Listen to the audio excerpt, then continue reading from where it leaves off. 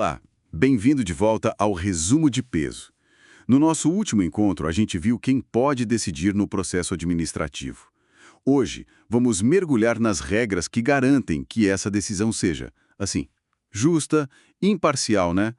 Vamos falar sobre impedimento, suspeição e também as regras mais formais dos atos processuais, tudo com base na Lei 9784. Exatamente. São regras, olha, cruciais mesmo para a credibilidade do processo todo.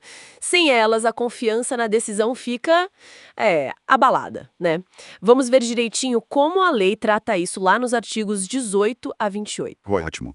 Para começar, então, pelo que entendi, a lei já proíbe de cara o servidor ou autoridade de atuar em certas situações, né? Para evitar conflito de interesse. Isso é o tal do impedimento, que está lá no artigo 18. Quais são essas situações mais claras? Isso, as hipóteses são bem objetivas mesmo. É impedido, por exemplo, quem tem interesse direto ou indireto na matéria, bem óbvio, né? Também quem já participou do processo de outra forma, tipo como perito, testemunha, representante, ou até se um parente próximo, cônjuge, companheiro, participou assim. Ah, e também se a autoridade está litigando, brigando na justiça ou administrativamente com o interessado ou cônjuge dele. Entendi. São situações bem concretas mesmo, não tem muita margem para interpretação aí. Se encaixou, tá fora. Exato, é uma proteção direta contra aquele conflito de interesses mais escancarado, digamos assim. E tem um ponto importante sobre isso, né? O servidor não pode simplesmente fingir que não viu se ele estiver impedido. De jeito nenhum, isso é fundamental. O artigo 19 é muito claro. Quem está impedido tem o dever, a obrigação mesmo de comunicar isso na hora para a autoridade superior. E, claro, tem que se abster de atuar no processo. E, olha, ignorar isso, omitir essa comunicação, é considerado falta grave, viu? Pode dar punição disciplinar. A lei leva isso bem a sério. Tá certo, isso ficou claro por impedimento. Mas você mencionou também a suspeição. Qual a diferença?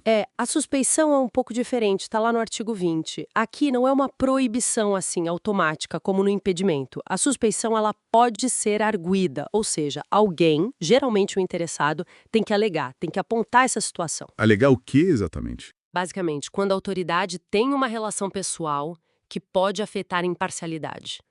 A lei fala em amizade íntima ou inimizade notória, isso com algum dos interessados ou com parentes próximos deles. Cônjuge, companheiro até terceiro grau. Percebe? É algo mais subjetivo, ligado a laços pessoais. Ah, entendi.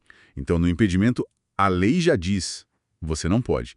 Na suspeição, alguém tem que levantar a mão e dizer, olha, acho que ele não pode por causa dessa amizade aqui ou dessa briga ali. Perfeito, é essa a lógica. E aqui entra a nossa dica de peso, que é crucial para quem está estudando para a prova. A diferença-chave é essa. Impedimento é objetivo. Bateu com a regra lá do artigo 18, tá fora. E o servidor tem o dever de avisar, sob pena de falta grave. Já a suspeição é subjetiva. Tem a ver com amizade, inimizade, e ela precisa ser alegada pela parte interessada. E tem mais um detalhe: se a autoridade negar a suspeição, a parte pode recorrer, mas esse recurso não para o processo, viu? É o que diz o artigo 21. Ótimo. Essa dica clareou bastante a diferença. Agora, saindo um pouco dessa questão da imparcialidade e entrando mais nas regras do jogo em si, como os atos do processo devem ser feitos? Tem muita formalidade? Então, passando para essa parte mais prática, né? O artigo 22 traz uma regra geral interessante. Os atos do processo não dependem de uma forma específica, determinada, a não ser, claro, que a própria lei exija uma forma especial para aquele ato. Mas atenção, apesar de não ter forma definida, eles precisam ser feitos por escrito, em português, e devem ter data, local e assinatura da autoridade. As páginas também têm que ser numeradas e rubricadas, para organizar. Certo, por escrito e organizado. E o tempo? Tem prazo para fazer as coisas no processo?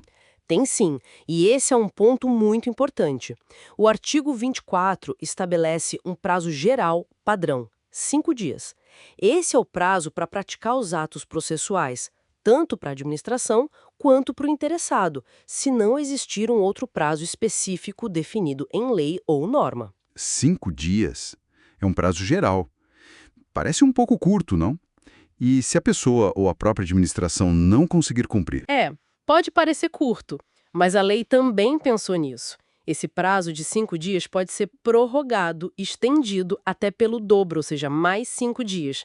Só que precisa ter uma justificativa comprovada para essa prorrogação, não é automático, e esses atos, via de regra, devem acontecer em dias úteis e no horário normal de funcionamento da repartição, como diz o artigo 23, e preferencialmente na sede do órgão, segundo o artigo 25. A ideia é da agilidade, mas com alguma flexibilidade. Entendi. Faz sentido ter um prazo padrão para dar andamento, mas com essa válvula de escape da prorrogação. Bom, e para que o cidadão, o interessado, saiba o que está acontecendo, o que ele precisa fazer, como ele fica sabendo? Aí entra a comunicação dos atos, né? A forma principal é a intimação, tá lá no artigo 26. A intimação serve basicamente para duas coisas: ou para dar ciência de alguma decisão que foi tomada, ou para chamar a pessoa para fazer alguma coisa, uma diligência, comparecer a algum lugar, apresentar um documento. E essa intimação pode ser feita de qualquer jeito. Mandar um aviso simples. Não, de jeito nenhum. Ela tem requisitos mínimos para ser válida. E aqui vai a explicação mais detalhada. A intimação precisa conter, obrigatoriamente, a identificação de quem está sendo intimado e do órgão, a finalidade, ou seja, para que ela serve, a data, hora e local em que a pessoa deve comparecer ou fazer algo. Precisa dizer também se a pessoa tem que ir pessoalmente ou se pode mandar um representante. E tem que informar os fatos e os fundamentos legais daquilo. Tá tudo no parágrafo 1º do artigo 26. Muita informação essencial mesmo. E tem aquela questão do prazo, né, de avisar antes. Importantíssimo. O parágrafo 2º do mesmo artigo 26 exige uma antecedência mínima. A intimação tem que ser feita pelo menos 3 dias úteis antes da data marcada para o comparecimento ou para a prática do ato. Esse prazo é fundamental para a pessoa poder se organizar, consultar um advogado, se for o caso, preparar o que for preciso. 3 dias úteis de antecedência mínima. 3 dias úteis, anotei aqui. E se por acaso a administração errar? Fizer uma intimação sem essas informações todas, ou sem respeitar esse prazo. O que acontece? Olha, se a intimação não seguir essas regras, ela é considerada nula, inválida, não produz efeitos. Mas tem um detalhe importante no parágrafo 5º desse artigo. Se a pessoa, mesmo recebendo uma intimação com defeito, comparecer no processo e suprir a falta, digamos assim, o erro é considerado corrigido, ou seja, o comparecimento da pessoa conserta a falha da intimação. E outra coisa que o artigo 27 deixa claro: se a pessoa for intimada e não comparecer, isso não significa que ela está concordando com os fatos, nem que ela está renunciando a seus direitos. A ausência não implica confissão nem renúncia. Uau, quanta regra importante aí para garantir que o jogo seja justo e que todo mundo seja devidamente informado, né? Exatamente. São as regras que dão ordem, segurança jurídica e garantem o direito de defesa dentro do processo administrativo. Bom, para a gente fechar o raciocínio de hoje, então. As regras de impedimento e suspeição servem para garantir a imparcialidade de quem decide. E os atos do processo, em geral, têm aquele prazo de 5 dias para serem feitos e precisam ser comunicados pela intimação, que tem que chegar com pelo menos 3 dias úteis de antecedência para comparecimento. É isso. Perfeito. Resumiu bem os pontos-chave que vimos hoje. Agora que a gente já conhece essas regras básicas do jogo processual, no próximo episódio vamos avançar para a fase de produção de provas. Como as informações são levadas para o processo e como a decisão final é tomada. E tem mais, vamos tratar de um tema quentíssimo que cai muito em prova, como a própria administração pode anular ou revogar os seus atos. É um dos assuntos mais relevantes da lei toda. Essa de curtir o episódio e seguir o resumo de peso, para não perder os próximos. Isso aí! Até a próxima, pessoal, e bons estudos!